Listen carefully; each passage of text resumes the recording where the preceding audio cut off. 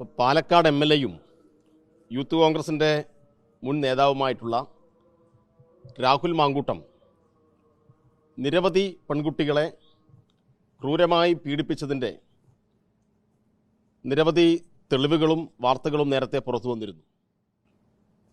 ആ ഘട്ടത്തിലെല്ലാം അയാളെ പൂർണ്ണമായും സംരക്ഷിക്കാനും അയാൾക്കാവശ്യമായ സംരക്ഷണ കവചം ഒരുക്കാനും കോൺഗ്രസിൻ്റെ നേതൃത്വം തയ്യാറായി എന്നുള്ളതാണ് നമുക്ക് മുമ്പിലുള്ള അനുഭവം. എന്നാൽ ഗത്യന്തരമില്ലാത്ത ഒരു നില വന്നപ്പോഴാണ് മുഖമിനുക്കാൻ വേണ്ടി ഞങ്ങളിതാ പുറത്താക്കിയിരിക്കുന്നു എന്ന ഒരു പ്രഖ്യാപനം അവർ നടത്തിയത്. അങ്ങനെ കോൺഗ്രസ് പുറത്താക്കി എന്ന് പറയുമ്പോഴും കോൺഗ്രസിനെ ഇത് നയിച്ചുകൊണ്ടിരിക്കുന്ന ഒരു ക്രൈം സിൻഡിക്കേറ്റ് ഉണ്ട്. ആ കോൺഗ്രസിനെ നയിക്കുന്ന ക്രൈം സിൻഡിക്കേറ്റ് അത് രാഹുൽ മാങ്കൂട്ടം അടങ്ങുന്ന സിൻഡിക്കേറ്റാണ്. അവരാണ് കോൺഗ്രസിൽ ആര് KPCC പ്രസിഡന്റ് ആവണം, ആര് യൂത്ത് കോൺഗ്രസിൻ്റെ അധ്യക്ഷനാവണം, ആര് ഏതെല്ലാം ചുമതലകൾ വഹിക്കണം എന്നെല്ലാം തീരുമാനിക്കുന്നത്. കോൺഗ്രസിലെ തന്നെ ഒരു വിഭാഗം മുതിർന്ന നേതൃത്വത്തിന് ഇവരോട് ഈ ക്രൈം സിൻഡിക്കേറ്റിൻ്റെ തീരുമാനങ്ങളോട് എതിർപ്പുണ്ടെങ്കിലും അവരെല്ലാം നിശബ്ദരാക്കപ്പെട്ട അവസ്ഥയായിരുന്നു. നിസ്സഹായരായി ഇവരെടുക്കുന്ന തീരുമാനങ്ങൾക്ക് വെറുതെ സമ്മതം മൂളുന്ന ആളുകളായി ഒരു വിഭാഗം കോൺഗ്രസ് മാറി. ഈ ക്രൈം സിൻഡിക്കേറ്റിന് കേരളത്തിൽ ഇത് നേതൃത്വം കൊടുക്കുന്നത് ഷാഫി പറമ്പിൽ MP ആണ്. അപ്പോൾ ഷാഫി നേതൃത്വം കൊടുക്കുന്ന ക്രൈം സിൻഡിക്കേറ്റ് അവരുടെ ഓരോ ചെയ്തികളും പുറം ലോകം അറിഞ്ഞുകൊണ്ടിരിക്കുകയാണ്. ഇപ്പോൾ ഒരു ബലാത്സംഗ കേസിൽ ഈ MLA അകത്തായി. അതിനെ തുടർന്ന് നിങ്ങൾ തന്നെ റിപ്പോർട്ട് ചെയ്ത ചില വാർത്തകൾ നോക്കിയാൽ എത്രമാത്രം ക്രൂരമായ നിലയിലാണ് അദ്ദേഹം ഈ ഇത്രയും നാൾ ഇവിടെ പല ചെയ്തികളും കാണിച്ചു കൂട്ടിയിട്ടുള്ളത്. ഇപ്പം അതിനകത്ത് വന്ന ഒരു പ്രധാനപ്പെട്ട കാര്യം ഈ ദുരന്തമുഖത്ത് എങ്ങനെയാണ് യൂത്ത് കോൺഗ്രസ്സുകാർ പ്രവർത്തിച്ചത് എന്നത് സംബന്ധിച്ചാണ്. കഴിഞ്ഞ കുറച്ച് ദിവസമായി, കുറച്ച് മാസങ്ങളായി വയനാട് അവർ പ്രഖ്യാപിച്ച 30 വീട് സംബന്ധിച്ച് വലിയ ചർച്ച നടക്കുകയായിരുന്നു. DYFI എന്നവിടെ 25 വീട് പ്രഖ്യാപിച്ചിട്ട് 100 വീട് നിർമ്മിക്കാൻ ആവശ്യമായ 20 കോടി രൂപ സംസ്ഥാന ഗവൺമെൻറ്റിന് പരസ്യമായി കൈമാറിയപ്പോൾ ഈ ബലാത്സംഗ വീരൻ മാധ്യമപ്രവർത്തകരെ വിളിച്ചുകൂട്ടിയിട്ട് പറഞ്ഞത് DYFI നിർമ്മിച്ചു കൊടുത്ത വീട് നിങ്ങൾക്ക് കാണിച്ചു തരാൻ പറ്റുമോ എന്നായിരുന്നു. കഴിഞ്ഞ ദിവസം മുഖ്യമന്ത്രി തന്നെ വാർത്താസമ്മേളനത്തിൽ പറഞ്ഞു വിവിധ സംഘടനകൾ നൽകിയ പണം സംബന്ധിച്ച്. അപ്പം ഞങ്ങൾ പറഞ്ഞത് DYFI നിർമ്മിച്ച വീട് ഞങ്ങൾ ഒരിക്കലും ചൂണ്ടിക്കാണിക്കില്ല. കാരണം ദുരന്തബാധിതർക്ക് അവരുടെ അവകാശമായി ഈ കാര്യങ്ങളെല്ലാം തോന്നണമെങ്കിൽ അതെല്ലാം സർക്കാർ നിർമ്മിച്ചു കൊടുത്ത പദ്ധതിയുടെ ഭാഗമായി മാത്രമേ പാടുള്ളൂ. അതുകൊണ്ട് സർക്കാർ നടത്തുന്ന പുനരധിവാസ പ്രവർത്തനങ്ങളുമായി യോജിച്ചിട്ടാണ് ഞങ്ങൾ ഈ കാര്യങ്ങൾ സംഘടിപ്പിക്കുക എന്ന് അന്ന് പ്രഖ്യാപിക്കുന്ന ദിവസം തന്നെ ഈ വാചകം തന്നെ ഞങ്ങൾ പറഞ്ഞതാണ്. അതുകൊണ്ട് DYFI നിർമ്മിക്കുന്ന വീട് സംബന്ധിച്ച് അവിടെ പ്രത്യേകം ഒരു പ്രദേശം എടുത്ത് അവിടെ 100 വീട് നിർമ്മിക്കുക എന്ന നിലയിലേക്ക് ഞങ്ങൾ തീരുമാനിച്ചിട്ടില്ല. പക്ഷെ ഇങ്ങനെ പണം കൊടുത്ത DYFI ആക്ഷേപിക്കാൻ വേണ്ടി ഇവരെല്ലാം മുന്നോട്ട് വരുന്ന നിലയുണ്ടായി. എന്നാൽ ഇപ്പോൾ നിങ്ങൾ നോക്ക്, ദുരന്തം നടന്ന് 1.5 വർഷം ആവാൻ വേണ്ടി പോവുകയാണ്. സർക്കാരിൻ്റെ വീട് നിർമ്മാണം അതിൻ്റെ അന്തിമ ഘട്ടത്തിലെത്തി. പക്ഷേ ഇപ്പോഴും യൂത്ത് കോൺഗ്രസ് നിർമ്മിച്ച 30 വീടെവിടെ എന്ന ചോദ്യം അവിടെ കിടക്കുന്നു. ഉത്തരം ഇപ്പോൾ കിട്ടിത്തുടങ്ങി. അതിനുവേണ്ടി പണം എവിടെ പോയി എന്നത് ഇന്നിപ്പോൾ ഒരു പെൺകുട്ടിയുടെ വെളിപ്പെടുത്തലായി പെൺകുട്ടി പോലീസ് കൊടുത്ത മൊഴിയായിട്ട് രേഖപ്പെടുത്തിയിട്ട് പുറത്തു വന്നിട്ടുള്ളത് എന്നെയും ഈ പണം സമാഹരിക്കാൻ വേണ്ടിയിട്ട് ഉപയോഗപ്പെടുത്തിയിരുന്നു. എൻ്റെ കയ്യിൽ നിന്ന് 5000 രൂപ വാങ്ങിയിട്ട് രാഹുൽ മാങ്കൂട്ടം ലക്കി ഡ്രോ നടത്തി എന്നാണ് പറഞ്ഞത്. ലക്കി ഡ്രോ നടത്തിയിട്ട് രാഹുൽ മാങ്കൂട്ടം 2ാം സമ്മാനമാണ് ഈ പെൺകുട്ടി കൊടുത്തത്.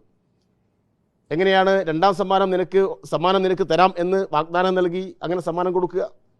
ഈ ലക്കി ഡ്രോ തന്നെ നടത്താൻ നിയമപരമായി അധികാരമുണ്ടോ, അവകാശമുണ്ടോ? ആ നിയമങ്ങളെല്ലാം പാലിച്ചിട്ടാണോ ഇത് നടത്തിയത്? ഇനിയിപ്പോൾ അങ്ങനെ നടത്തിയിട്ട് ഒരു നല്ല കാര്യത്തിന് വേണ്ടിയിട്ട് ഇങ്ങനെ ഒരു കാര്യം നടത്തി, എന്നാൽ പിന്നെ ആ പണം ഏത് അക്കൗണ്ടിലേക്കാണ് വാങ്ങേണ്ടത്? രാഹുലിൻ്റെ സുഹൃത്തായിട്ടുള്ള ഫെനിയുടെ അക്കൗണ്ടിലേക്കാണ് ഈ ലക്കി ഡ്രോ വഴി പണം സമാഹരിച്ചത്. ഇങ്ങനെ എത്ര സുഹൃത്തുക്കളുടെ അക്കൗണ്ടിലേക്ക് പണം സമാഹരിച്ചിട്ടുണ്ടാവും? എത്ര ലക്കി ഡ്രോ നടത്തിയിട്ടുണ്ടാവും? ഇതെല്ലാം സംബന്ധിച്ച് സമഗ്രമായ അന്വേഷണം നടക്കേണ്ടതുണ്ട്. ഒരു ഘട്ടത്തിൽ യൂത്ത് കോൺഗ്രസിൻ്റെ ക്യാമ്പിൽ വിമർശനം ഉയർന്നു വന്നപ്പോൾ, വാർത്ത പുറത്തേക്ക് വന്നപ്പോൾ പറഞ്ഞത് ഞങ്ങൾ 78 ലക്ഷമോ മറ്റോ പിരിച്ചു എന്നാണ്. കഴിഞ്ഞ ദിവസം KPCC പ്രസിഡന്റ് പറഞ്ഞത് അത് 1 കോടി ഞങ്ങൾ തന്നിട്ടുണ്ട് എന്നാണ്.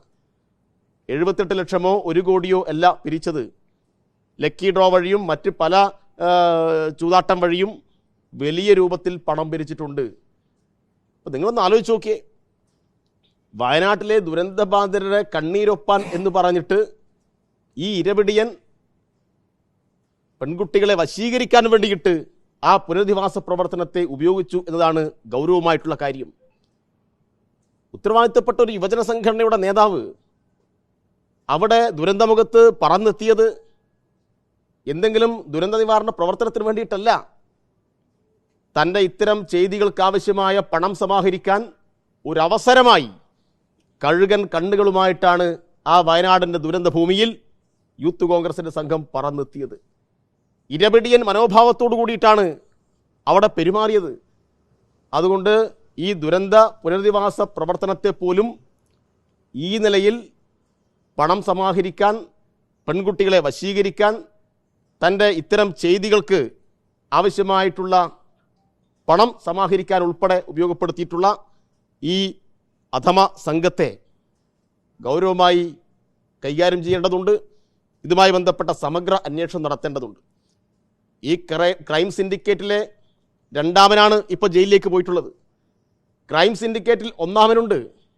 ആ ക്രൈം സിൻഡിക്കേറ്റിൻ്റെ ഒന്നാമനും ഇതേ വഴിയിൽ തന്നെ വലിയ നിലയിൽ തുറന്നു കാട്ടപ്പെടും എന്ന കാര്യത്തിൽ ഒരു തർക്കവുമില്ല.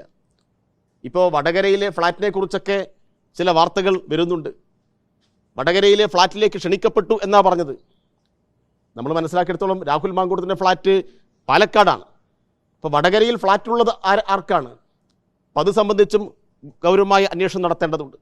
ഇപ്പോൾ പെൺകുട്ടികളെ ഫ്ലാറ്റിലേക്ക് ക്ഷണിച്ചു കൊണ്ടുപോവുക, അവിടെ നിന്ന് ക്രൂരമായി ബലാത്സംഗത്തിന് ഇരയാക്കുക, ഗർഭചിത്രം നടത്തുക, അതിൻ്റെ പണം ഇതുപോലെയുള്ള ദുരന്തബാധിത ഫണ്ടിൽ നിന്നും ഉപയോഗപ്പെടുത്തുക. എത്രമാത്രം ഹീനമായ, എത്രമാത്രം നെറികേടാണ് ഇവർ കാണിച്ചിട്ടുള്ളത്. ഇതിനെല്ലാം ഇവർ കൂട്ടുനിൽക്കുകയാണ്. കോൺഗ്രസിൻ്റെ നേതൃത്വം കൂട്ടുനിൽക്കുകയാണ്. ഷഹനാസ് എന്ന് പറയുന്ന ഒരു യുവ എഴുത്തുകാരിയും പുസ്തക പ്രസാധകയുമായിട്ടുള്ള യൂത്ത് കോൺഗ്രസിൻ്റെയും ഒരു നേതാവ് കോഴിക്കോട്, അവർ ഒരു പത്രസമ്മേളനം നടത്തിയിട്ട് പറഞ്ഞല്ലോ, ഇദ്ദേഹത്തിൻ്റെ ഇത്തരം ചെയ്തികൾ സംബന്ധിച്ച് എനിക്ക് നേരത്തെ അറിവുണ്ടായിരുന്നു, എന്നോടുൾപ്പെടെ മോശം പരാമർശങ്ങൾ നടത്തിയിട്ടുണ്ട്, ഷാഫിക്ക് ഞാനിത് പരാതിയായിട്ട് പറഞ്ഞതാണ്, പക്ഷേ അവർ പ്രോത്സാഹിപ്പിച്ചു. എല്ലാ അർത്ഥത്തിലും ഇവരെ പ്രോത്സാഹിപ്പിക്കുന്ന സമീപനമാണ് സ്വീകരിച്ചത്. VD സതീശൻ 30 സെക്കൻഡ് കൊണ്ട് 300 വീട് നിർമ്മിച്ചു കൊടുത്തല്ലോ കഴിഞ്ഞ ദിവസം. ആ സതീശനോട് DYFI ആവശ്യപ്പെടുന്നത് ഒരു 10 സെക്കൻഡെങ്കിലും ഈ രാഹുലും സംഘവും നടത്തിയിട്ടുള്ള ലക്കി ഡ്രോയുടെയും ഈ തട്ടിപ്പിൻ്റെയും വിവരങ്ങൾ ശേഖരിച്ച് പുറത്തു പറയാൻ വേണ്ടിയിട്ട് നിങ്ങൾ തയ്യാറാവണം. എന്തൊരു തട്ടിപ്പാണിത്! ഈ തട്ടിപ്പിനെല്ലാം കൂട്ടുനിൽക്കുന്ന ഈ ക്രൈം സിൻഡിക്കേറ്റിനെ, ഈ കോൺഗ്രസിൻ്റെ നേതൃത്വത്തെ തുറന്ന് കാട്ടേണ്ടതുണ്ട്. ഇപ്പോൾ കഴിഞ്ഞ ദിവസം 100 വീടിനെക്കുറിച്ച് പത്രക്കാർ ചോദിച്ചു കോൺഗ്രസിൻ്റെ. ഒരു ഘട്ടത്തിൽ അവർ പറഞ്ഞത് 100 വീട് നിർമ്മിക്കാൻ ഞങ്ങൾ പണം സമാഹരിക്കുന്നത് ആപ്പ് വഴിയാണ് എന്നാണ്. ആപ്പ് എവിടെയെന്ന് ചോദിച്ചപ്പോൾ ആപ്പ് കാണാനില്ല. ലോകത്താദ്യമായിട്ട് പണം പിരിക്കാൻ ഉപയോഗിച്ച ആപ്പ് ആവിയായി പോയത് ഈ കേരളത്തിൽ കോൺഗ്രസിൻ്റെത് മാത്രമാണ്. അപ്പോൾ ആളുകൾ പിരിച്ച പണം എവിടെ, നിങ്ങൾ ഏറ്റെടുത്ത സ്ഥലം എവിടെ, അതിൻ്റെ സർവേ നമ്പർ എത്രയാണ്, അവിടെ തറക്കല്ലിട്ട തീയതി ഏതാണ് എന്നൊക്കെയുള്ള ചോദ്യത്തിന് മുന്നിൽ ഒരു ഉത്തരവും കൊടുക്കാതെ തപ്പിക്കളിക്കുകയാണ് കോൺഗ്രസിൻ്റെ മുതിർന്ന നേതൃത്വം. അവർക്ക് ഈ യൂത്ത് കോൺഗ്രസിനെ മാത്രമല്ല ഒരാളെയും തിരുത്താനുള്ള രാഷ്ട്രീയമായിട്ടുള്ള ഇച്ഛാശക്തിയോ അതിൻ്റെ കരുത്തോ ഇല്ല.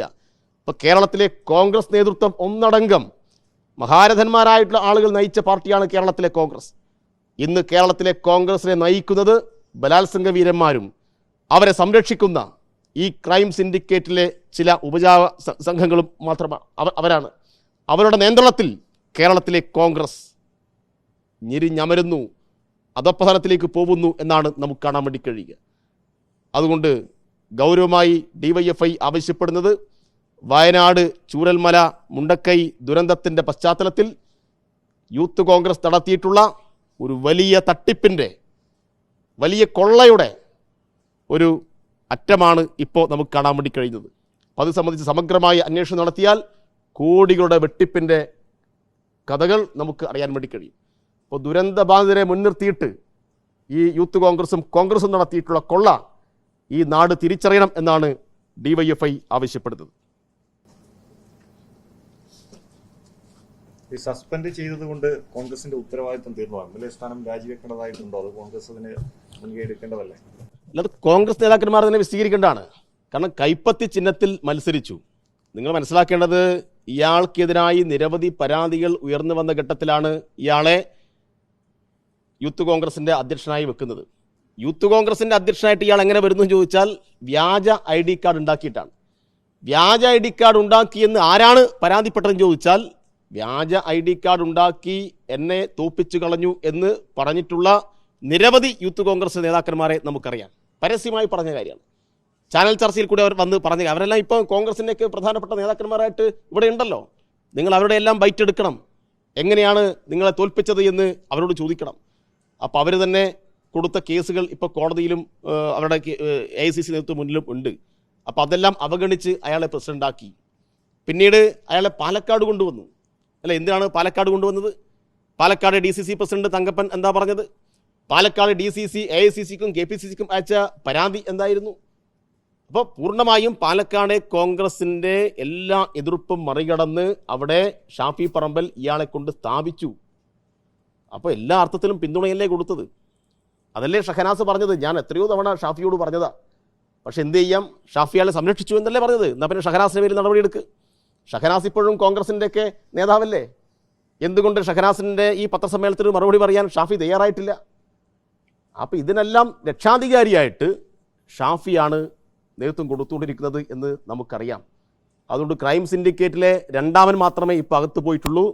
ക്രൈം സിൻഡിക്കേറ്റിലെ ഒന്നാമനും മൂന്നാമനും നാലാമനുമെല്ലാം പിന്നാലെ പോവും എന്ന കാര്യത്തിൽ ഒരു തർക്കവുമില്ല.